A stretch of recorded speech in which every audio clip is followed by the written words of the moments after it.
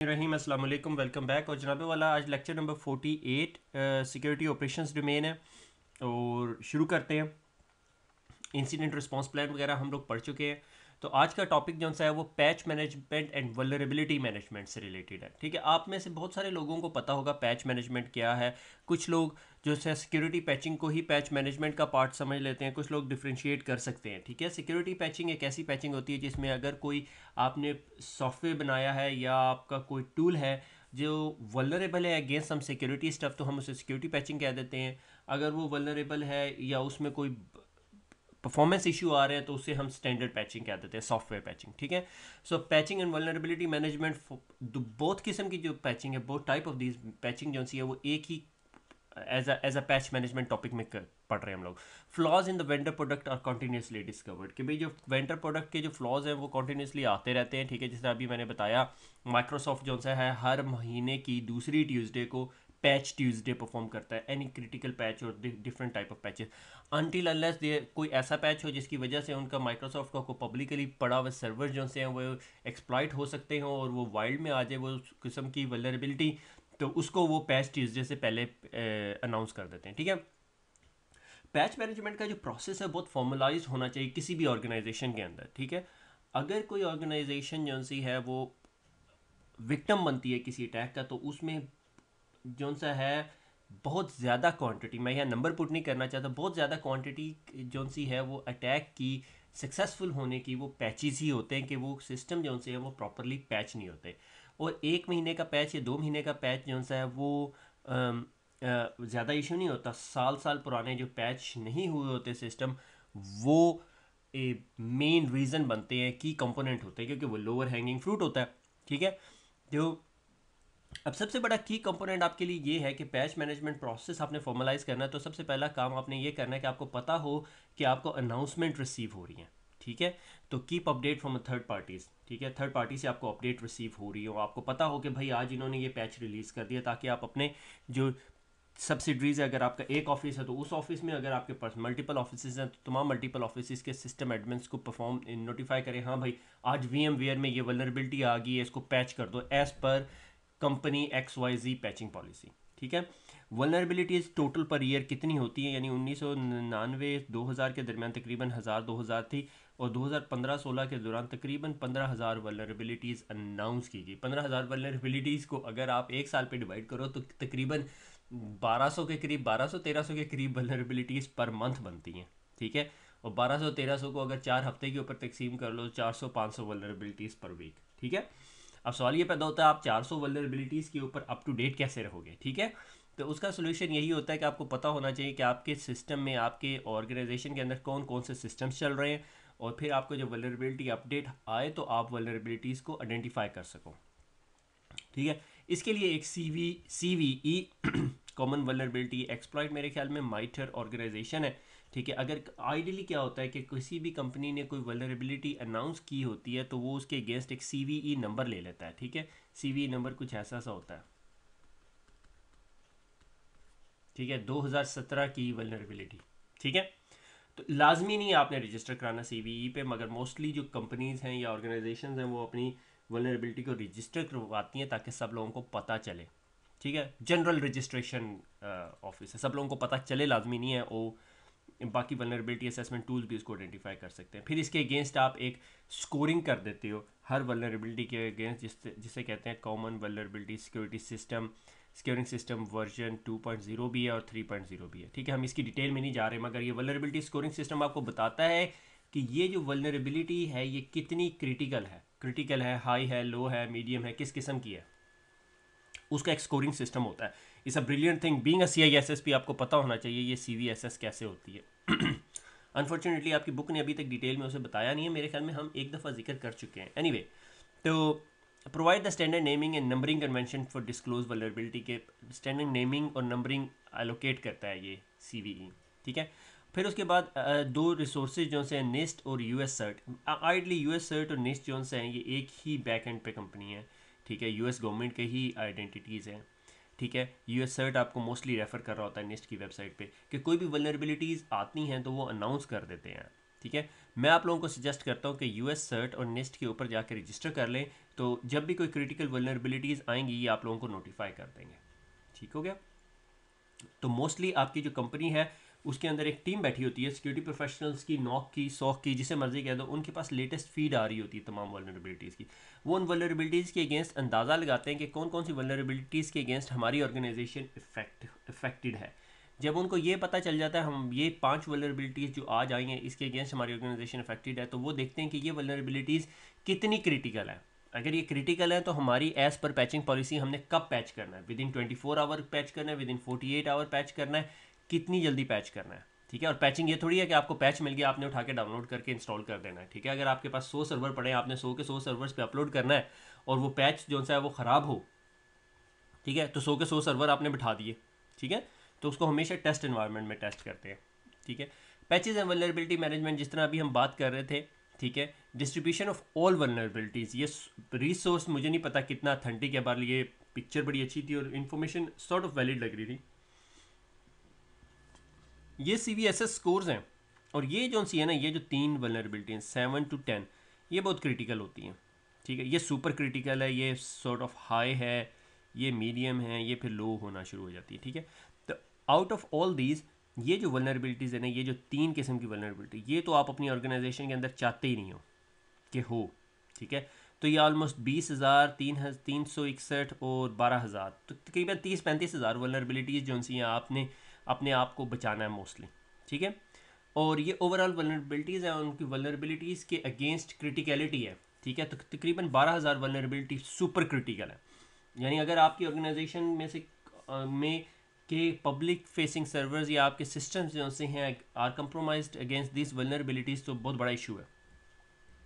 तो मोस्टली आप लोज और मीडियम की इतनी फिक्र नहीं करते, हाइज और क्रिटिकल्स के ऊपर बहुत आप फोकस्ड करते हो इस तरह की चीज़ों को। Ideally depending upon compliance requirements भी आ जाती हैं। ठीक है। Patching is not an easy job.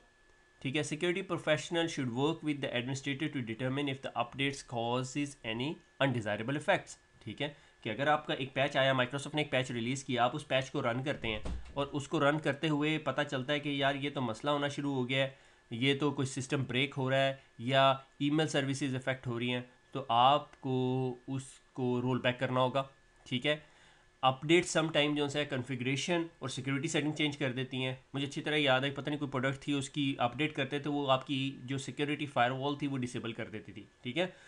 Updates आपने डिप्लॉय करनी है अक्रॉस द सिस्टम, तो ऐसा ना हो कि आपने 15 सिस्टम पे कर दी, 5 रहने दिए। ठीक है। और last step in patch management is document the change, और उसके बाद आपने डॉक्यूमेंट भी करना उस चेंज को कि हाँ 18 जनवरी 2017 को हमने ये चेंज किया। ठीक है। तो ये चीज़ें जो सी हैं ये सारी की सारी पैच मैनेजमेंट का प्रोसेस है। ठीक है। कि सबसे पहले आपको पता होना चाहिए कि आपके पास कौन कौन से एसेट्स हैं। ठीक है। फिर आपके पास तमाम उन एसेट से रिलेटेड थ्रेट फीड आनी चाहिए, थ्रेट फीड नहीं कहना चाहिए, वल्नरेबिलिटी फीड आनी चाहिए। ठीक है। पैचिंग फीड, सिक्योरिटी एडवाइजरी जिसे हम कहते हैं। और उसके बाद आपके पास प्रोसेस होना चाहिए इन हाउस की, उसको आइडेंटिफाई करके, उसको टेस्ट करके, उसको डिप्लॉय करके, उसको रोल आउट करके, डॉक्यूमेंट करके क्लोज कर दिया जाए। ठीक है। Security and patch information sources. ठीक है। Security protection should know which security issues and software update are relevant to their environment. अब ये जो सिक्योरिटी प्रोफेशनल है उसके पास आई, ठीक है, से फॉर एग्जांपल एक प्रोसेस बना लेते हैं। ठीक है। आपका ये कोई सिस्टम है जो 24/7 है। ठीक है। इधर एक यूज़र बैठाया हुआ आपने, और आपने उसे कहा भाई यार ये तमाम थ्रेट फीड्स इकट्ठी करनी है। ठीक है। और यहाँ से जितनी सिक्योरिटी अलर्ट्स आएँ वो सारी की सारी जो सा है इस टीम को भेज देनी है। ठीक है। ये सिक्योरिटी प्रोफेशनल्स है। वो क्या करता है, जितनी फीड्स इकट्ठी होती हैं उन सारों को इकट्ठा करता है, जिस तरह वो रिसीव होती हैं तो वो क्या करता है, वो तमाम फीड्स को इकट्ठा करता है, इकट्ठा करके जिस तरह वो रिसीव होती है उन्हें सिक्योरिटी टीम के पास भेज देता है। सिक्योरिटी टीम उसको एनालाइज करती है। ठीक है। से फॉर एग्जांपल उन्हें रिसीव हुआ कि सिस्को की वल्नरेबिलिटी आई है एक प्रोडक्ट कॉल ISC। ठीक है।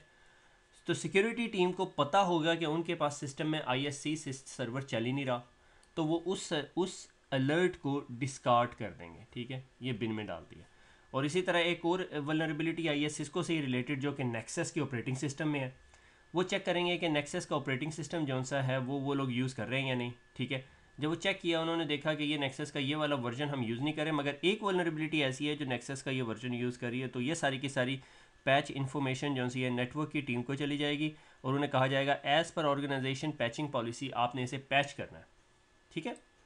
तो सिक्योरिटी प्रैक्टिशनर को पता होना चाहिए इन तमाम चीज़ों का, ठीक है।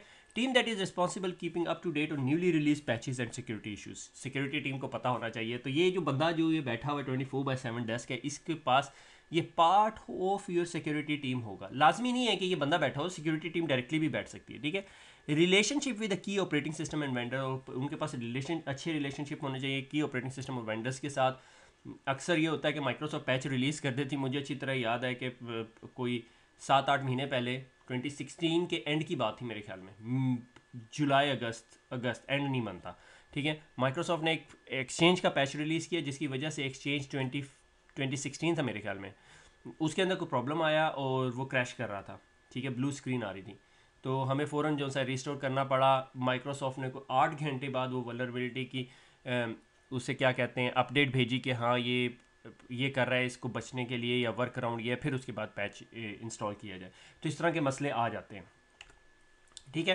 Patch prioritisation, patch policy must exist. तो आपकी कंपनी के अंदर एक पैचिंग पॉलिसी होनी चाहिए जो कहे कि भाई आपके पास अगर ये पैच आया और उसकी ये स्कोरिंग है, ठीक है। उसके अंदर अक्सर लोग कंफ्यूज हो जाते हैं CVSS2 है या CVSS3 है। अगर CVSS3 नहीं आ रही, CVSS2 आ रही, यानी 2 डिफरेंट किस्म के स्कोरिंग है। लेटेस्ट CVSS3 है मगर कुछ कंपनी CVSS2 के हिसाब से स्कोरिंग कर रही होती हैं।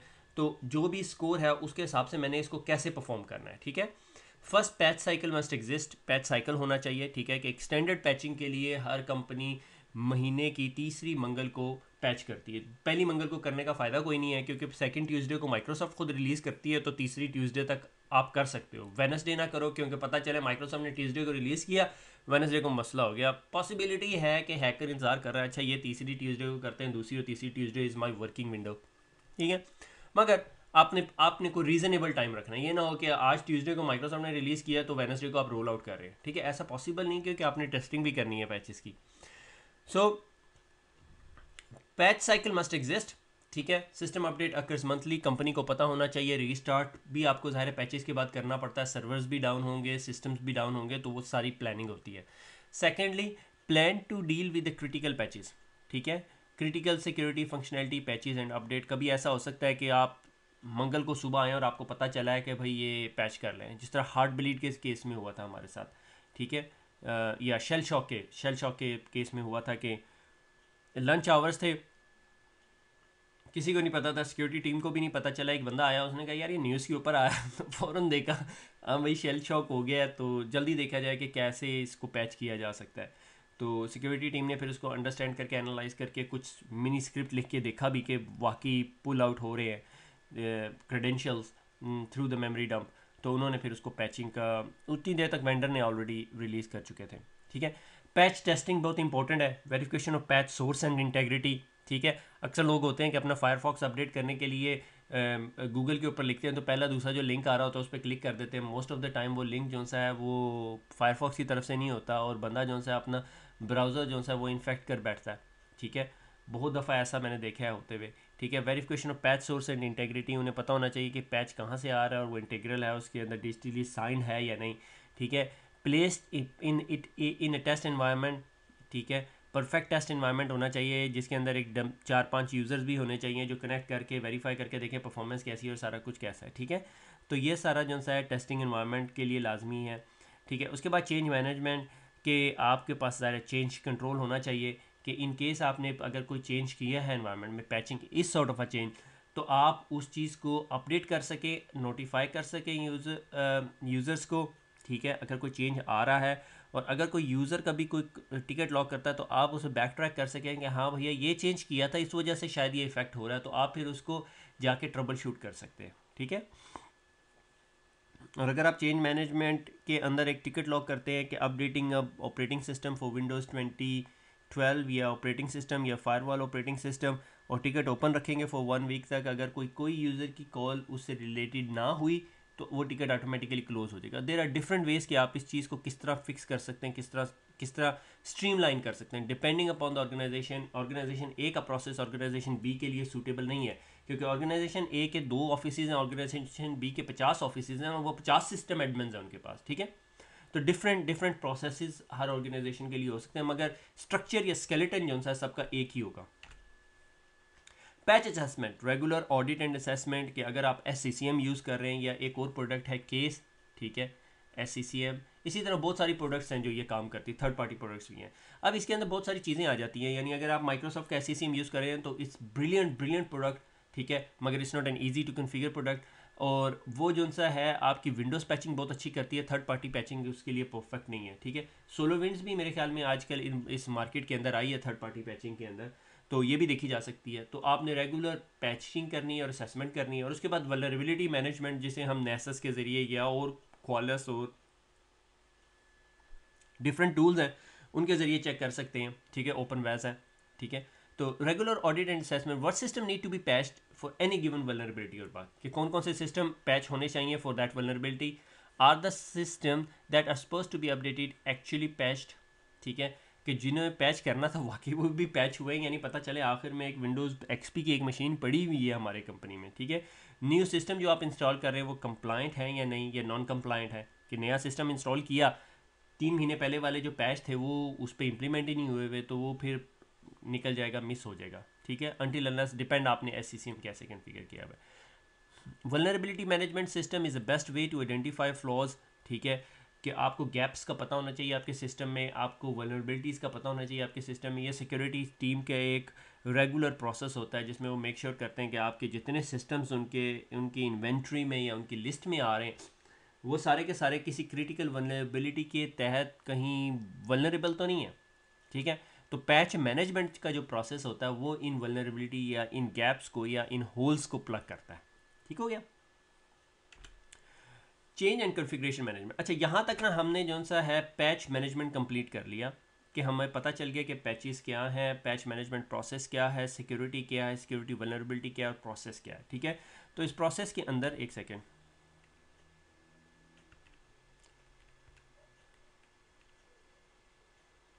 इस प्रोसेस के अंदर हुआ क्या कि एक टीम है जिसको पता चल रहा है कि कौन कौन से सिक्योरिटी पैचेस प्रोड्यूस हो रहे हैं, उसके बाद वो नोटिफाई करती है दूसरी टीम को, और वो टीम जो सी है उस प्रोसेस को आइडेंटिफाई करती कि जितने पैचेस आए हैं उनमें से कौन कौन से हमारे लिए हम उनसे इम्पेक्ट कर रहे हैं, और वो उस चीज़ को रेलिवेंट टीम को भेज देती है, और इस तमाम प्रोसेस को गवर्न कर रही होती है आपकी पैचिंग पॉलिसी, ठीक है।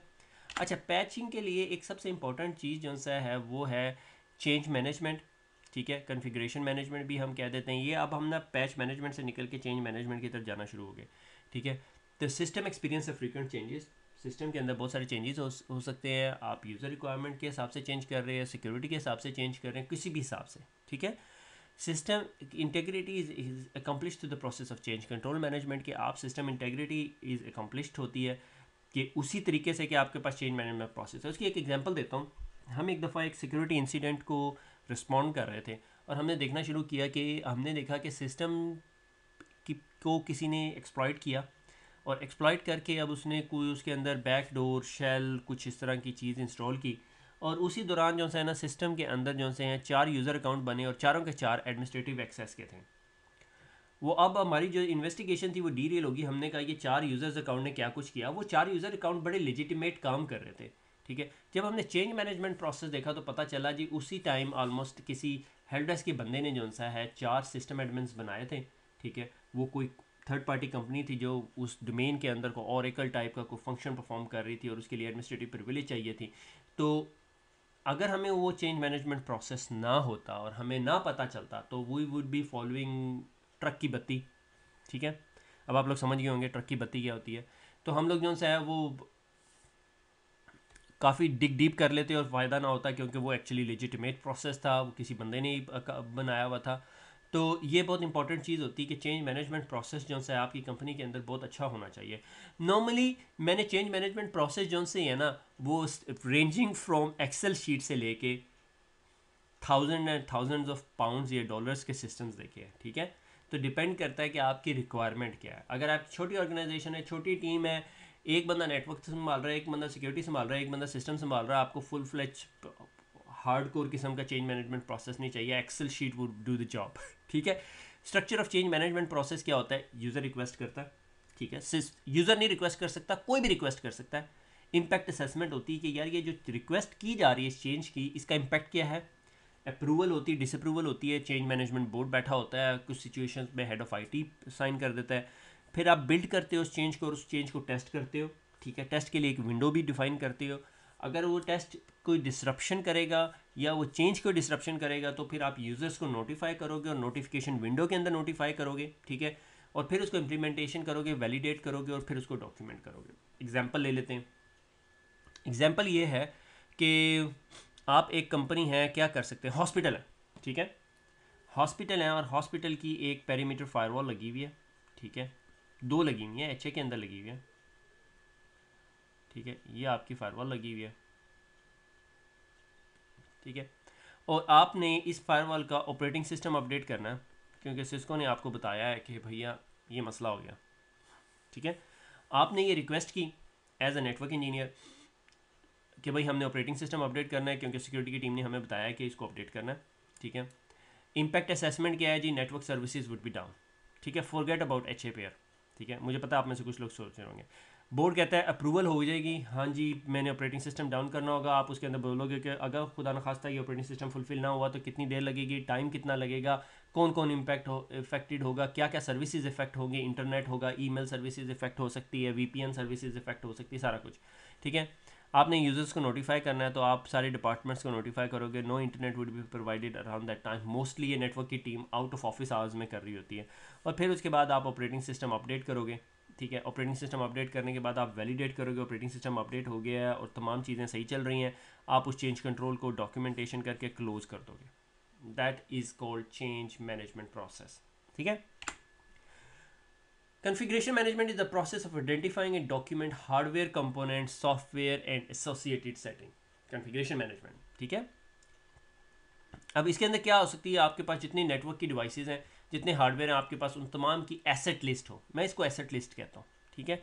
मेक आपके पास model, MAC, serial number, operating system, firmware version, location, BIOS, assigned IP addresses if applicable, organisation, property management, label, barcode, सारा कुछ, ठीक है। इसके लिए बहुत सारे टूल्स यूज़ होते हैं। आपके पास अगर SCCM की ब्रिलियंट डिप्लॉयमेंट है तो आपको इन तमाम चीज़ों को मेंटेन करने की जरूरत नहीं, आपके पास सारा कुछ होता है, ठीक है। व्हाट अबाउट सॉफ्टवेयर्स, सॉफ्टवेयर्स भी तो कॉन्फ़िगरेशन आइटम्स है। तो सॉफ्टवेयर्स का क्या बनेगा जनाब, सॉफ्टवेयर की भी लिस्ट होनी चाहिए। आपको पता होना चाहिए सॉफ्टवेयर का नाम क्या है, उसका लाइसेंस क्या है, वेंडर क्या, कब एक्सपायर हो रहा है, कब इसको मैंने रिन्यू करना है, ठीक है। और लाइसेंस आप पोर्टेबल है या नहीं है, ठीक है। Inventory is also helpful for integrity process. ये इन्वेंट्री बहुत हेल्पफुल होती है इंटेग्रिटी प्रोसेस के अंदर, ठीक है। Configuration guidance standard for each operating system application implementations, same goes for the network devices. तो ये तमाम डिवाइसेस या तमाम सॉफ्टवेयर्स की अक्सर जगहों के ऊपर जब मैसिव रोल आउट्स होते हैं, ठीक है। मैंने रेंज ऑफ कंपनीज़ के साथ काम किया है जिसमें 15,000 यूज़र से लेके 500 यूज़र तक हैं, ठीक है। तो depending upon the structure culture of an organisation हर चीज़ बहुत स्ट्रीमलाइन हो सकती है। उसके अंदर हैवी ड्यूटी डॉक्यूमेंटेशन रिक्वायर्ड होती है। कुछ लोग बहुत बुरा समझते हैं डॉक्यूमेंटेशन को, कुछ लोग बहुत अच्छा समझते हैं। एक टाइप ऑफ कंपनी के लिए डॉक्यूमेंटेशन इज़ अ प्रोसेस और वो बहुत हेल्पफुल होती है। अगर वहाँ आपके पास ना हो तो फिर बहुत बड़े डिज़ास्टर होंगे। और एक कंपनी के लिए डॉक्यूमेंटेशन इज़ अ नाइटमेयर, और अगर वो वहाँ पर हो तो सिस्टम स्लो हो जाता है, ठीक है। तो depending upon the system culture environment structure of the organization, ये तमाम चीज़ें डिपेंड करती हैं उन चीज़ों पे कि भाई आप ये किस हद तक ये काम करते हो, ठीक है। लाइक ऑपरेटिंग सिस्टम का स्टैंडर्ड बिल्ड कॉन्फ़िगरेशन डॉक्यूमेंट होता है कि आपका अगर ऑपरेटिंग सिस्टम है तो आपकी फायरवॉल एनेबल होनी चाहिए, एंटीवायरस इंस्टॉल है, एंड पॉइंट प्रोटेक्शन इंस्टॉल है, इंक्रिप्शन ऑन द लैपटॉप है या नहीं, ठीक है। आपने ये चीज़ डिसेबल कर दी, एनेबल कर दी। इसी तरह नेटवर्क डिवाइसेज में CDP डिसेबल है या नहीं, ACL लगी हुई है, SNMP स्ट्रिंग क्या है, SNMP वाइट लिस्टेड है या नहीं, कौन कौन सी पोर्ट VLAN के अंदर जानी चाहिए, ट्रंकिंग एनेबल है या डिसेबल है, ये तमाम चीज़ें, ठीक है। हम सिक्योरिटी परस्पेक्टिव से देख रहे हैं जनाबे वाला। यहाँ पर आज हमने जो सा पैच एंड वल्नरेबिलिटी मैनेजमेंट ये दोनों तो कंप्लीट कर लिए हैं। चेंज कॉन्फ़िगरेशन मैनेजमेंट तक चले गए हैं। रिकवरी साइट स्ट्रेटजीज़ और ये 3 पॉइंट्स रह गए हैं। ये मेरे ख्याल में अगले लेक्चर में डिस्कस करेंगे। मैंने कोशिश की थी कि पैच मैनेजमेंट पे ब्रेक मालूम, मगर मुझे लग रहा था कि हम थोड़े स्लो हो रहे हैं, इस वजह से थोड़ी सी आज स्पीड पकड़ने की कोशिश की। अगर आपको फील हुआ हो कि हमने थोड़ा सा एक्स्ट्रा पढ़ा है आज, ठीक है। नॉर्मली पैच मैनेजमेंट तक पढ़ लेना चाहिए था, मगर पैच वल्नरेबिलिटी मैनेजमेंट और कॉन्फ़िगरेशन एंड चेंज मैनेजमेंट को भी टच कर लिया। अब हमने रिकवरी साइट स्ट्रेटजीज़ पढ़ेंगे अगले लेक्चर के अंदर, ठीक है। तो खुश रहें, दुआओं में याद रखिएगा, फिर मुलाकात होगी। अल्लाह हाफिज़।